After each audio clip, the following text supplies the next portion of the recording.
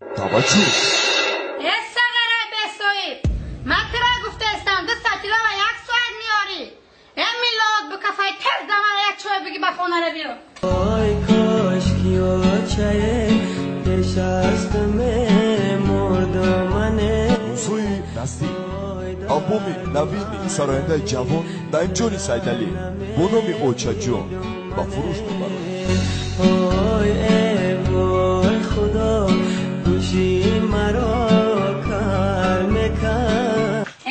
غم و اندوه عذاب موندن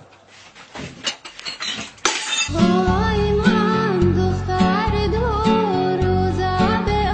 آتش دوم وای گردن کجمون تزیری هر خانه شدوم وای خدا میگومه هیچ کس به آتش نشود وای دردی سری هم اما با هم خواهد شدوم دیداری اوچا اوچا گیره با 2 چشم سردی دومه از آبای به اوچا گیره فهمیدومش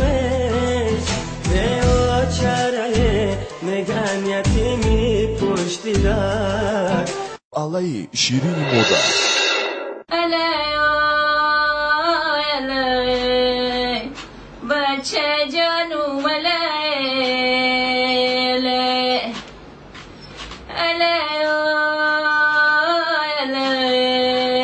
اوچا جون این بدی بلند شاخکش خم زدگی آی من بچه‌ای به اوچه‌ای ماتم زدگی این بدی بلند این همه در آلبوم جدیدترین نعیمجان سیدعلی با فروش میبرد. فیته ها رو میتوانه از دکان‌های فیته فروشی دسترس نمایید. تلفن برای معلومات 918 88 57 58